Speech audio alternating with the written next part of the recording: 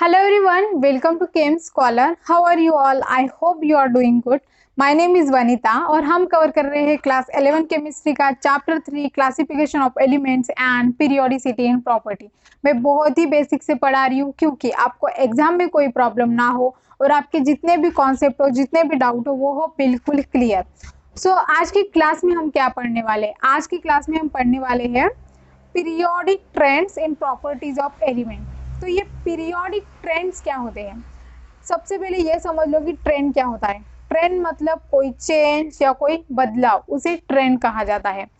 तो periodic table में periodically जो चेंजेस होते हैं, जो चेंजेस होते जाते हैं या कुछ डेवलप होते जाता है, उसी को कहा जाता है पीरियोडिक ट्रेंड। तो बेसिकली दो टाइप के ट्रेंड्स होते हैं, एक होता है फिजिकल ट्रेंड और दूसरा होता है केमिकल ट्रेंड।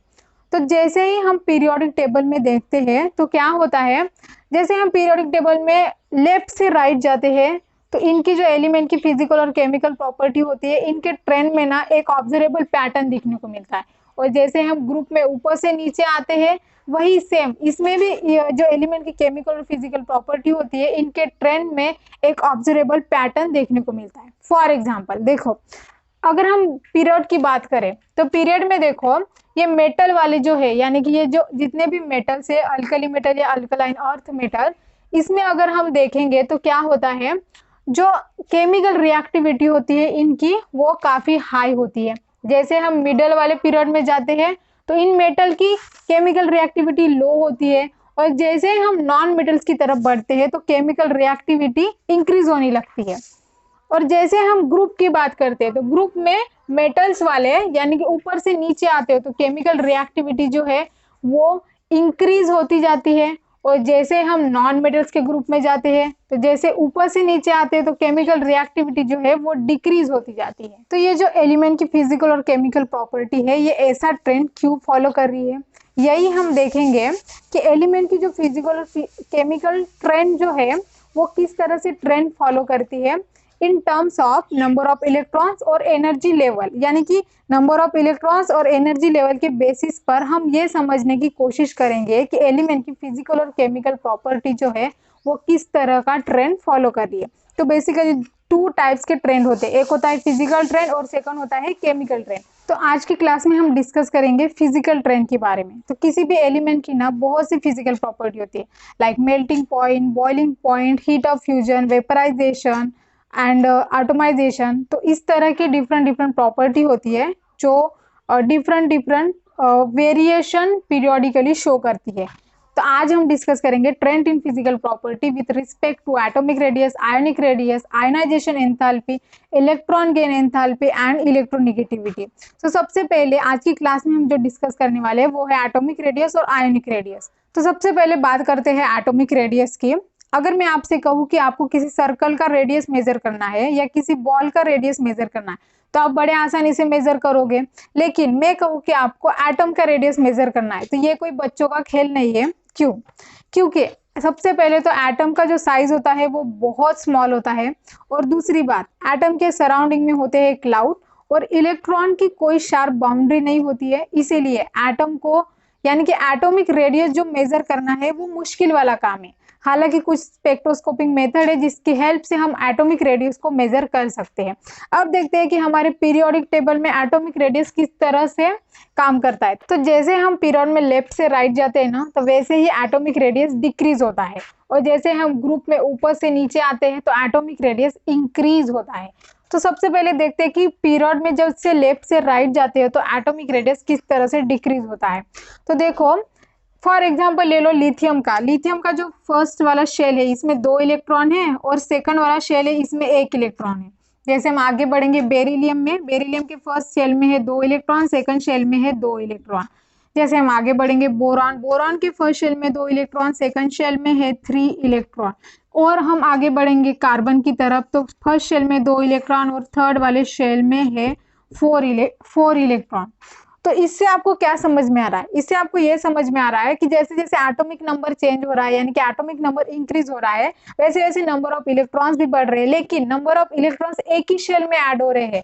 और जो एटॉमिक नंबर है वो इंक्रीज होने के कारण नंबर ऑफ प्रोटॉन्स भी तो बढ़ रहा है। जब नंबर ऑफ प्रोटॉन्स इंक्रीज हो रहा है तो इसका मतलब ये एटम और पॉजिटिव होते जा रहा है। जब एटम और पॉजिटिव होते जाएगा तो ये क्या करेगा, इलेक्ट्रॉन को अपनी तरफ अट्रैक्ट करेगा। जब ये इलेक्ट्रॉन को अपनी तरफ अट्रैक्ट करेगा तो जो एटॉमिक रेडियस है उसका वो डिक्रीज होता है। तो समझा आपको, जैसे हम लेफ्ट से राइट जाते हैं पीरियड में तो एटॉमिक रेडियस क्यों डिक्रीज होता है। अब बात करते हैं ग्रुप में। ग्रुप में देखो जैसे हम ऊपर से नीचे आते हैं ना तो एटॉमिक रेडियस पता है इंक्रीज होता है। क्यों, देखो लिथियम के फर्स्ट शेल में 2 इलेक्ट्रॉन, सेकंड शेल में 1 इलेक्ट्रॉन। सोडियम का देखो फर्स्ट शेल में है 2 इलेक्ट्रॉन और सेकंड शेल में है 8 इलेक्ट्रॉन। और यहाँ पे ना अब तीसरी शेल भी ऐड हो जाती है क्योंकि पीरियड तो चेंज हो गया तो शेल भी चेंज होगा। तो यहाँ पे लास्ट शेल में है 1 इलेक्ट्रॉन। जैसे हम आगे बढ़ते जाएंगे वैसे ही नंबर ऑफ शेल भी बढ़ते जाएंगे और नंबर ऑफ इलेक्ट्रॉन्स भी बढ़ते जाएंगे। तो जैसे जैसे हम आगे बढ़ते हैं ना वैसे वैसे नंबर ऑफ शेल बढ़ते हैं।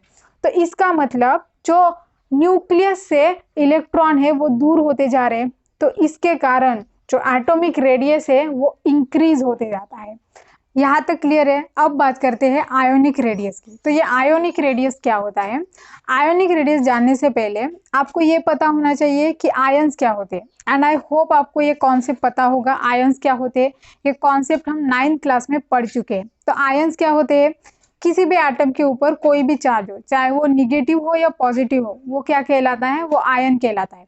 अगर किसी एटम के ऊपर पॉजिटिव चार्ज है तो वो क्या होता है, वो कटायन होता है। ठीक है। अगर किसी एटम के ऊपर निगेटिव चार्ज है तो वो क्या होता है, वो अनायन होता है। तो ये जो आयंस है ये कहाँ पे प्रेजेंट होते हैं, तो बेसिकली जो आयंस है ना वो आयोनिक क्रिस्टल में प्रेजेंट होते हैं। अगर हमें आयोनिक रेडाई को मेजर करना है तो हमें क्या करना होगा, 2 आयंस के बीच में के डिस्टेंस को मेजर करना होगा। फॉर एग्जाम्पल देखो ये 2 आयन है, एक है सोडियम और ये एक है क्लोराइड। तो देखो सोडियम क्या है, पॉजिटिवली चार्ज है और क्लोरीन जो है वो नेगेटिवली चार्ज है। तो ये 2 आयंस के बीच में का जो डिस्टेंस है इसको हमें मेजर करना होगा, तब हम आयोनिक रेडाई को एस्टिमेट कर सकते हैं। तो बेसिकली 2 टाइप के आयोनिक रेडियस होते हैं, एक होता है कटायनिक रेडियस और दूसरा होता है अनायनिक रेडियस। अगर बात करते हैं कटायनिक रेडियस की, तो कटायनिक रेडियस में क्या होता है, कटायनिक रेडियस का जो पेरेंट्स एटम होता है वो उससे बड़ा होता है। कैसे, देखो कटायन के पास क्या होता है, पॉजिटिव चार्ज होता है, यानी कि कटायन खुद पॉजिटिव है और वो क्या करता है, इलेक्ट्रॉन को लूज करता है, इसलिए वो खुद पॉजिटिव है, इसके पास पॉजिटिविटी ज्यादा होती है। अब पॉजिटिविटी ज्यादा होने के कारण इसके सराउंडिंग में जितने भी इलेक्ट्रॉन है बचे कुचे उसको वो अपनी तरफ अट्रैक्ट करता है, क्योंकि ये खुद ज्यादा पॉजिटिव है, इसके पास पॉजिटिव चार्ज ज्यादा है, इसीलिए ये इलेक्ट्रॉन को अपनी तरफ अट्रैक्ट करता है। इसीलिए इसका जो रेडियस होता है वो स्मॉल होता है, यानी कि ये इसका जो रेडियस होता है वो डिक्रीज होता है एज कंपेयर टू इसके पेरेंट्स एटम से। अब बात करते हैं दूसरे वाले आयोनिक रेडियस की, वो है अनायनिक रेडियस। तो अनायनिक रेडियस में क्या होता है, अनायन मतलब निगेटिव चार्ज, यानी कि उसके पास निगेटिवली चार्ज एटम्स है। तो वो निगेटिवली चार्ज एटम्स है, यानी कि उसके पास इलेक्ट्रॉन बहुत ज्यादा है। इलेक्ट्रॉन बहुत ज्यादा होने के कारण वो एक दूसरे को रिपेल करेंगे। अब रिपेल करने की वजह से उनका जो रेडियस होता है ना वो इंक्रीज होता है। अब यहाँ पे और एक इम्पॉर्टेंट कॉन्सेप्ट आता है, वो है आइसो इलेक्ट्रिक स्पेसिस का। तो ये आइसो इलेक्ट्रिक स्पेसिस क्या होती है, आपने देखा होगा कि बहुत से ऐसे एटम्स होते हैं जिनका नंबर ऑफ इलेक्ट्रॉन सेम होता है। फॉर एग्जांपल देखो नियॉन के नंबर ऑफ इलेक्ट्रॉन है 10, फ्लोरीन माइनस है, नंबर ऑफ इलेक्ट्रॉन है 10, magnesium 2 plus, number of electron है 10। तो आप अब सोचोगे कि इसका तो नंबर ऑफ इलेक्ट्रॉन सेम है, तो इसका मतलब इसका जो रेडियस है वो भी सेम होगा, लेकिन ऐसा नहीं है। क्यों ऐसा नहीं है, क्योंकि इसका नंबर ऑफ इलेक्ट्रॉन सेम है बट इसमें जो नंबर ऑफ प्रोटॉन्स है वो तो सेम नहीं है ना। देखो नियॉन है, इसमें है 10 इलेक्ट्रॉन, फ्लोरीन है, इसमें है 1 माइनस इलेक्ट्रॉन, यानी कि और एक इलेक्ट्रॉन ऐड हो गया, लेकिन इसका एटॉमिक नंबर तो चेंज है, नंबर ऑफ इलेक्ट्रॉन सेम है बट एटॉमिक नंबर चेंज है। मैग्नीशियम 2 प्लस, इसका भी एटॉमिक नंबर चेंज है, सिर्फ नंबर ऑफ इलेक्ट्रॉन सेम है।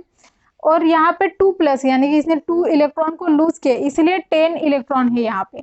तो इस तरह के जो एटम होते हैं यहाँ पे भले ही नंबर ऑफ इलेक्ट्रॉन सेम हो बट इनका जो रेडियस होता है वो डिफरेंट होता है according to cation and anion radius के बेसिस पर। आई होप आपको ये कॉन्सेप्ट समझ में आ गया होगा कि एटॉमिक रेडियस क्या होता है, आयोनिक रेडियस क्या होता है। अभी तक जो भी पढ़ा है ना मैं उसे समराइज करा देती हूँ। तो बेसिकली क्या होते हैं, दो टाइप के ट्रेंड्स होते हैं, एक होता है फिजिकल ट्रेंड और दूसरा होता है केमिकल ट्रेंड। तो आज की क्लास में हमने देखा था फिजिकल ट्रेंड। तो फिजिकल ट्रेंड में हमने दो ट्रेंड पढ़े हैं, एक है एटॉमिक रेडियस और दूसरा है आयोनिक रेडियस। तो एटॉमिक रेडियस क्या होता है, पीरियोडिक टेबल में जैसे हम लेफ्ट से राइट जाते हैं तो एटॉमिक रेडियस डिक्रीज होता है, और जैसे हम अप से डाउन आते हो तो एटॉमिक रेडियस इंक्रीज होते जाता है। और आयोनिक रेडियस में दो आयोनिक रेडियस होते हैं, एक होता है अनायनिक रेडियस और दूसरा होता है कटायनिक रेडियस। तो अनायनिक रेडियस जो है वो उसके पेरेंट्स एटम से बिगर होता है, क्योंकि उसके पास नंबर ऑफ इलेक्ट्रॉन ज्यादा होते हैं और रिपल्शन होता है। इसके वजह से, नंबर ऑफ इलेक्ट्रॉन ज्यादा होने की वजह से उसका जो रेडियस है वो बिगर होता है। अगर बात करते हैं कटानिक रेडियस की, तो कटानिक रेडियस जो है वो डिक्रीज होता है, क्योंकि वो खुद पॉजिटिवली चार्ज होता है और पॉजिटिवली चार्ज होने के कारण वो इलेक्ट्रॉन को अपनी तरफ अट्रैक्ट करता है। आई होप आपको ये कॉन्सेप्ट हेल्पफुल रहा हो। अगर ये वीडियो आपको थोड़ी सी भी हेल्पफुल रही हो तो चैनल को कर दीजिए सब्सक्राइब एंड वीडियो को कर दीजिए लाइक एंड शेयर।